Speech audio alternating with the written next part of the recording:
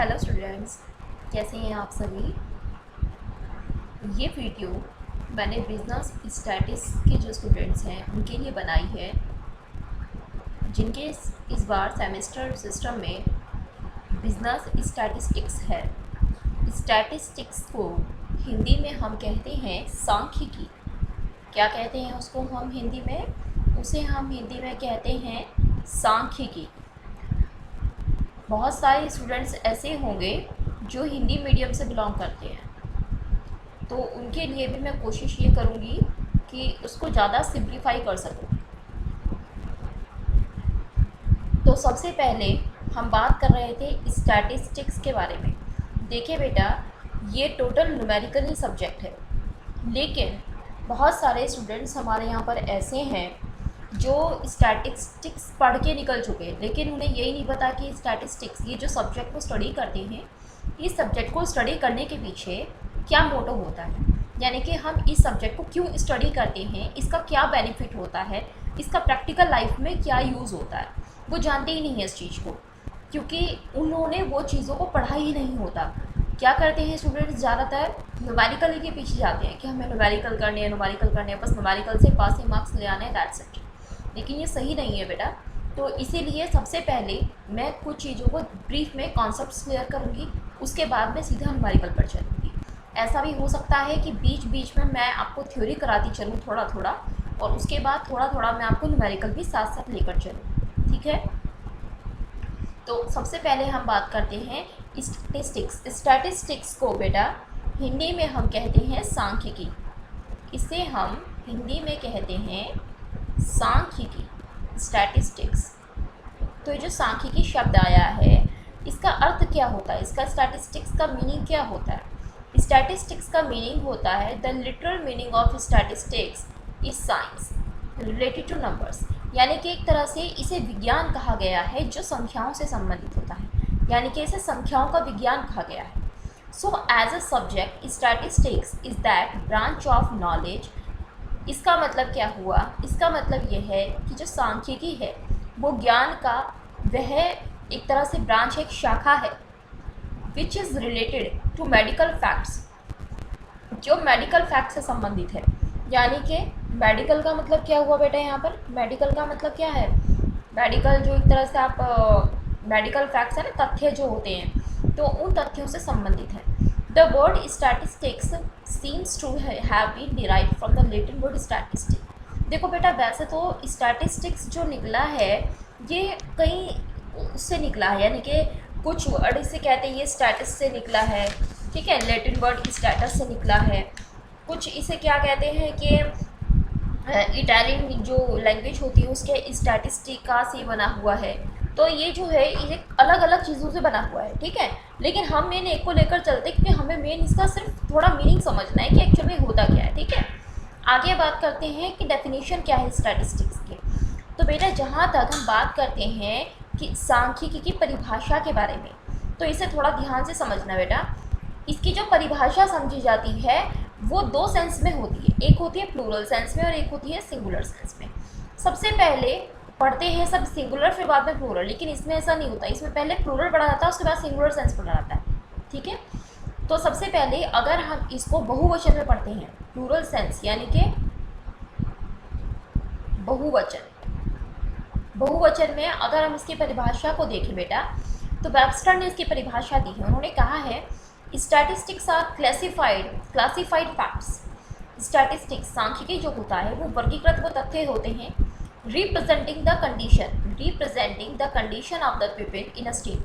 मतलब क्या हुआ, किसी देश में जो लोग होते हैं उनकी जो स्थिति होती है उसको रिप्रेजेंट करने के लिए, उसको प्रतिनिधित्व करता है जो क्लासिफाइड फैक्ट्स होते हैं वो, specifically those facts which can be stated in number, जो नंबर्स में होते हैं या फिर टेबल ऑफ नंबर्स में होते हैं या फिर टेबुलर फॉर्म में होते हैं, जिसे आप ये कह सकते हैं जो टेबुलर फॉर्म में होते हैं, यानी कि किसी देश के जो लोग होते हैं वहाँ की स्थिति को, वहाँ की परिस्थिति को जो फैक्ट रिप्रेजेंट करते हैं, प्रतिनिधित्व करते हैं, वो जो नंबर्स में होते हैं बेटा, उन्हें क्या कहलाता है? उन्हें स्टैटिस्टिक्स कहलाता है। ये प्लूरल सेंस की बात की गई है। यहाँ पर अगर हम बात करें सिंगुलर फॉर्म में, तो सिंगुलर सेंस में क्या होता है? वॉलिस एंड रॉबर्ट ने कहा है कि statistics is a body of method for making wise decision in the face of uncertainty. अनिश्चितता की स्थिति में जो एक तरह से बुद्धिमत्तापूर्ण जो निर्णय लिया जाता है उसे उससे बुद्धिमत्तापूर्ण निर्णय को लेने की जो मेथड होता है, जो तरीका होता है, वो स्टैटिस्टिक्स होता है। ठीक है, अब उसके बाद आगे देखो कंक्लूजन। कंक्लूजन में क्या कहा गया है? कंक्लूजन में ये कहा गया है कि स्टैटिस्टिक्स जो होता है बेटा वो साइंस भी होता है, वो आर्ट भी होता है। स्टैटिस्टिक्स जो एक तरह से सांख्यिकी होता है वो एक विज्ञान और एक कला दोनों होता है। कैसे?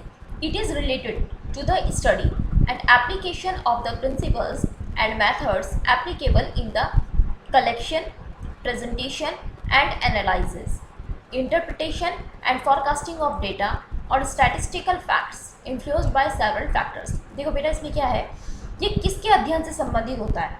It is related to the study, किसके अध्ययन से संबंधित है? And application of the principles, जो सिद्धांत होते हैं, जो मेथड्स होते हैं क्या करने के? डेटा को कलेक्ट करने के, उसको तैयार करने की, कलेक्ट करने की, प्रेजेंट करने के, उसको एनालाइज करने की, उसका विश्लेषण अध्ययन करने के लिए, उसको इंटरप्रीट करने के लिए, इंटरप्रीट मतलब उसका रिजल्ट निकालने के लिए, और डेटा के बारे में फॉरकास्ट करने के लिए। यानी कि फॉरकास्ट का मतलब क्या हुआ कि आप आगे के बारे में क्या कर रहे हो, एक तरह से भविष्य के बारे में आप क्या कर रहे हो, अनुमान लगा रहे हो, फॉरकास्टिंग कर रहे हो।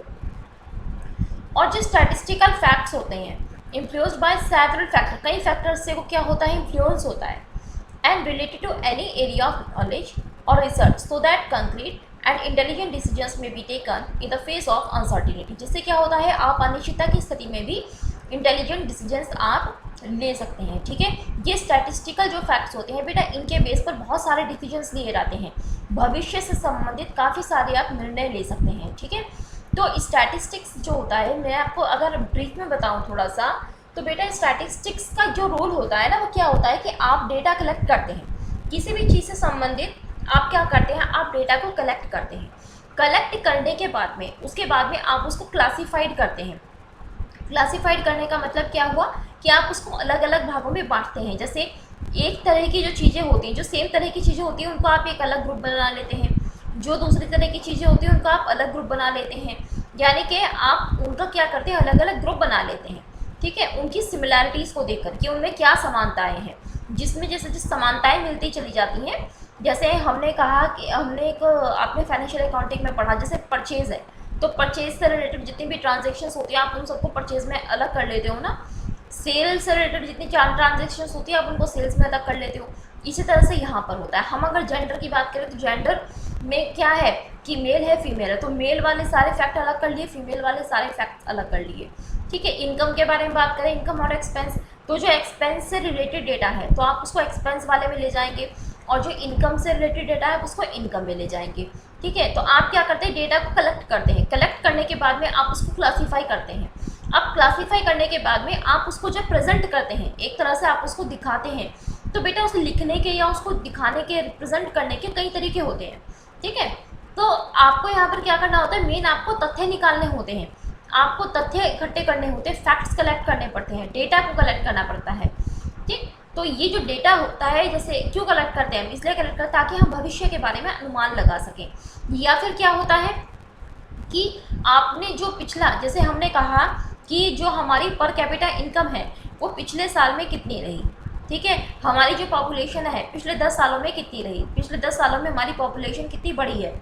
तो उस कंडीशन में क्या है, उस कंडीशन में हम क्या करते हैं, इन्वेस्टिगेशन करवाते हैं, डेटा को कलेक्ट करते हैं ना। जैसे जनगणना वाले जो आते हैं तो वो क्या करते हैं, वो डेटा को ही तो कलेक्ट करते हैं। ठीक है, बात समझ में आ गई। तो स्टैटिस्टिक्स का हमारे लाइफ में बहुत बड़ा रोल होता है। अब आगे हम कहते हैं based on 2 concepts of statistics. आपको बता रखा है कि जो सांख्यिकी होता है उसकी जो विशेषताएं होती हैं, जो उसकी कैरेक्टरिस्टिक्स होती हैं वो क्या होती हैं। ये इसके 2 कॉन्सेप्ट है बेटा, ये 2 कॉन्सेप्ट पर बेस्ड होता है। एक होता है स्टैटिस्टिकल डेटा और एक होता है स्टैटिस्टिकल साइंस।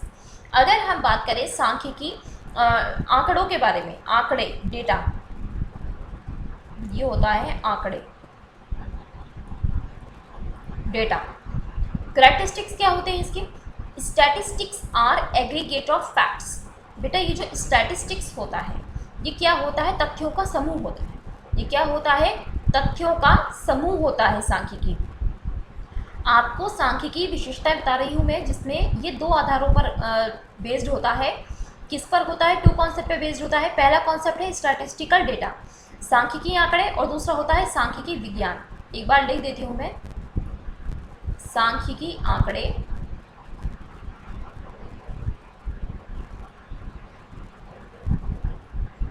और यहाँ पर है सांख्यिकी विज्ञान।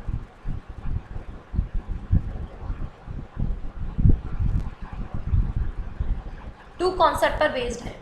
तो पहले हम बात कर रहे हैं किस कॉन्सेप्ट के बारे में, स्टैटिस्टिकल डेटा के बेस पर। स्टैटिस्टिकल डेटा के बेस की बात करें तो जो स्टैटिस्टिक्स होता है, जो सांख्यिकी होता है, उसकी विशेषता पहले क्या बता रखी है कि ये तथ्यों का समूह होता है। ठीक है, statistics are in the form of aggregate, समूह के रूप में होता है। सिंगल अगर हम बात करें तो सिंगल कोई चीज़ अगर हम बात आ रहे हैं तो उससे क्या है, स्टैटिस्टिक्स नहीं कह सकते। फॉर एग्जाम्पल मैं आपको बताती हूँ, मैं कहती हूँ कि राम की जो इनकम है वो 2 लाख रुपए है पर ईयर, और जो मैंने राम की इनकम बता दी और मैंने कहा कि श्याम की जो एक्सपेंस है वो 1 लाख रुपए की है पर ईयर। तो ये तो अलग अलग फैक्ट्स हो गए ना, आपने एक का एक्सपेंस बता दिया, एक का आपने इनकम बता दिया, तो आप इसको क्या, आप तो इसको कंपैरिजन भी नहीं कर सकते, तो आपके लिए तो ये फैक्ट बेकार हो गया। हाँ, अगर आप ये कहते कि राम की income per year 2 lakh rupees की है और श्याम की इनकम पर लैख 4 लाख रुपीज़ की है, तो आप उसमें कंपैरिजन कर सकते थे, आप उसमें ये रिजल्ट निकाल सकते थे कि जो श्याम की इनकम है वो उससे 2 लाख रुपए ज़्यादा है। ठीक हो गई बात।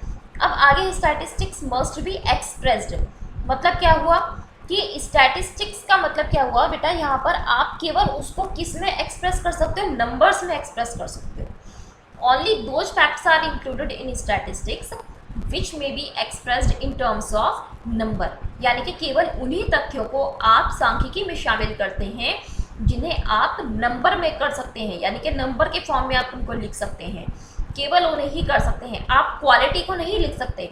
फॉर एग्जाम्पल मैं कहती हूँ आप ब्यूटी है, ब्यूटी को लिख लोगे, नहीं लिख सकते। ईमानदारी, ऑनेस्टी होती है, आप ऑनेस्टी को नंबर में प्रेजेंट कर दोगे, नहीं कर सकते।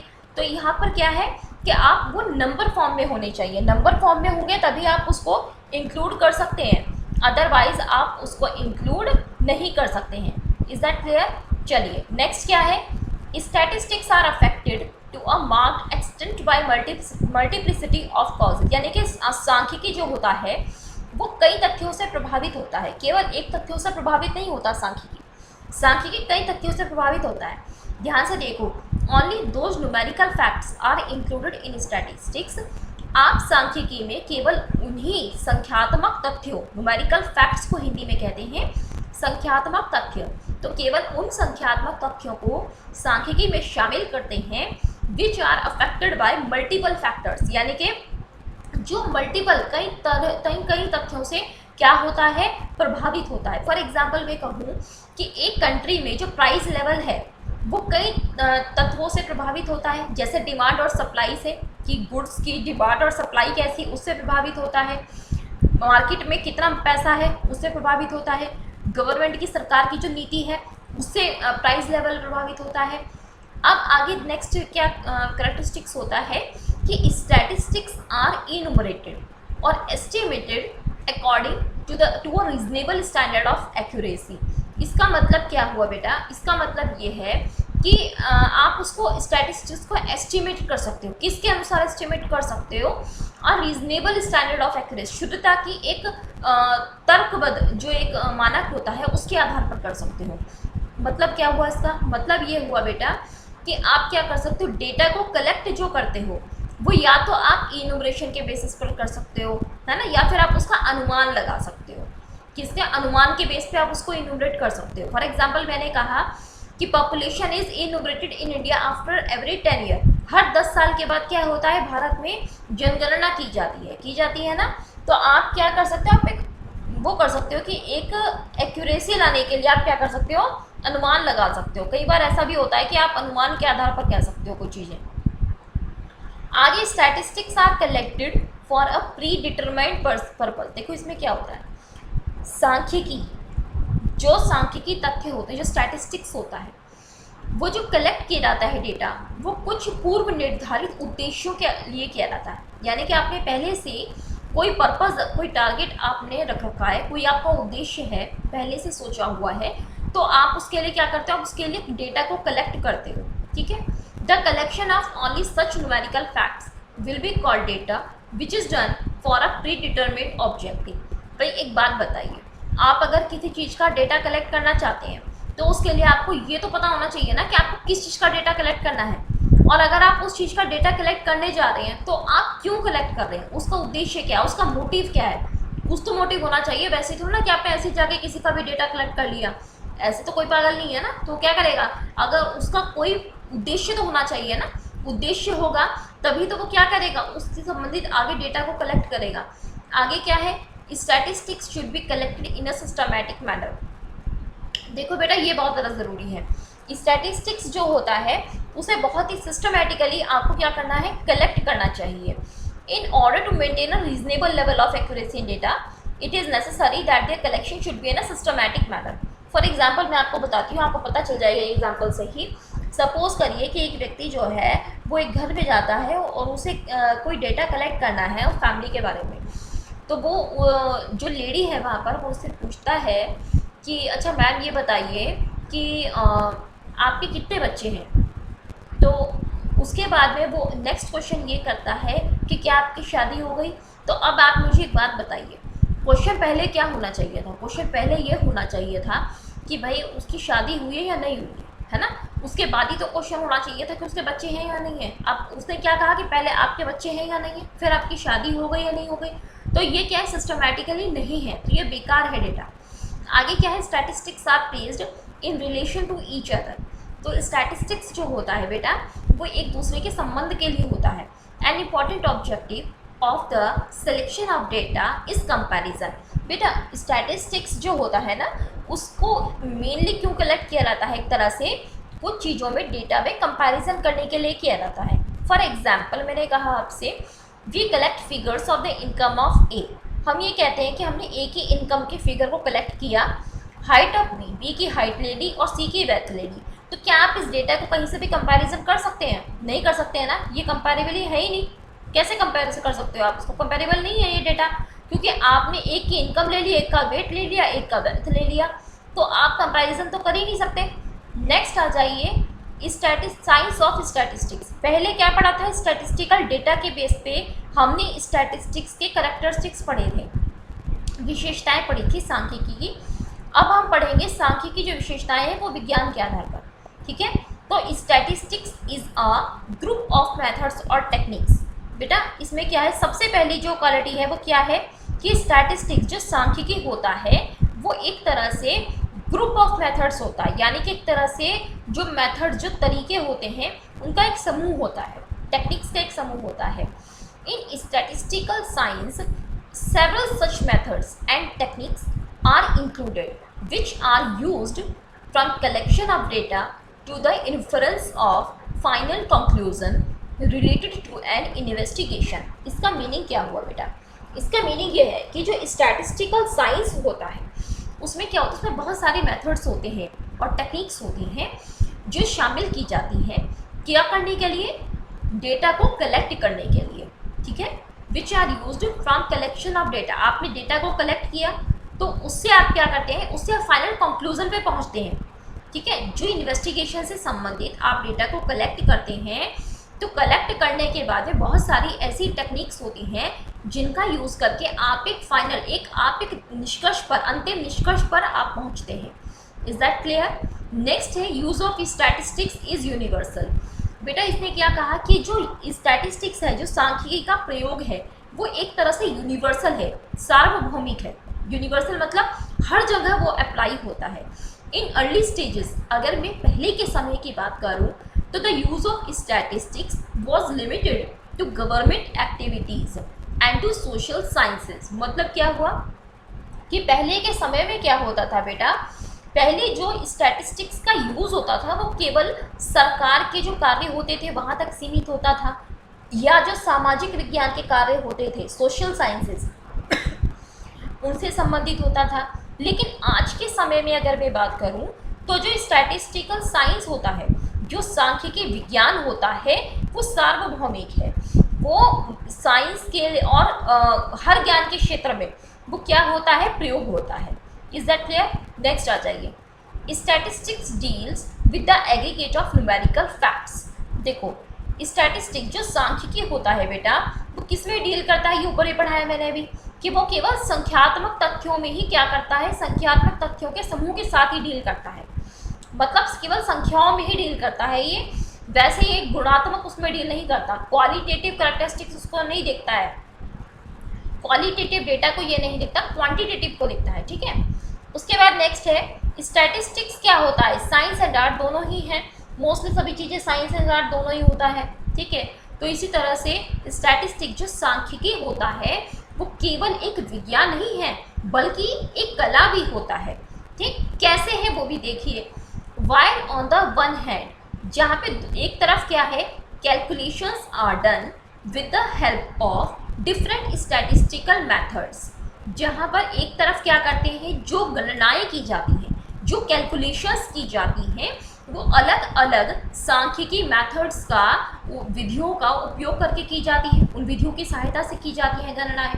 वहीं दूसरी तरफ several practical and applied decisions are taken on the basis of these calculations and conclusion.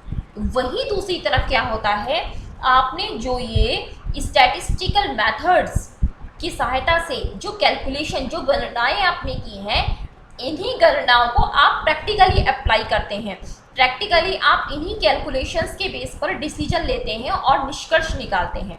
बात समझ में आ गई इतनी।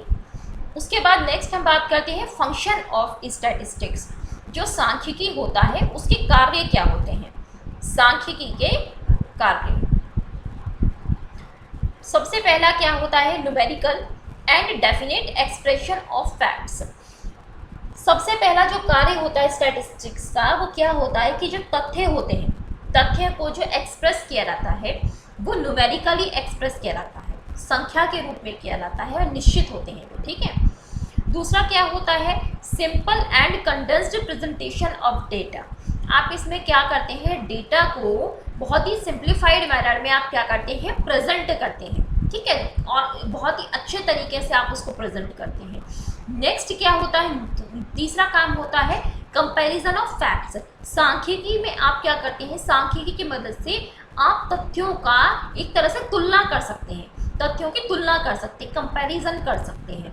नेक्स्ट होता है establishment of relationship between fact. तथ्यों के बीच में आप संबंध बना सकते हैं, कॉरिलेशन पता कर सकते हैं, संबंध पता कर सकते हैं। Enlargement of individual knowledge and experiments, experience. इसमें क्या हुआ कि कोई भी व्यक्ति सांख्यिकी की सहायता से क्या कर सकता है, अपने ज्ञान और अनुभव को बढ़ा सकता है, ठीक है। Formulation and testing of laws of other sciences, और जो अन्य विज्ञान होते हैं, अन्य विज्ञान के जो नियम होते हैं उनको क्या कर सकते हैं, फॉर्मुलेट कर सकते हैं, उनको टेस्ट कर सकते हैं, किसकी मदद से, सांख्यिकी की मदद से। Help in formulation of policies, आप सांख्यिकी के सहायता से नीतियों को फॉर्मुलेट कर सकते हैं, नीतियों का निर्धारण कर सकते हैं, नीतियाँ बना सकते हैं।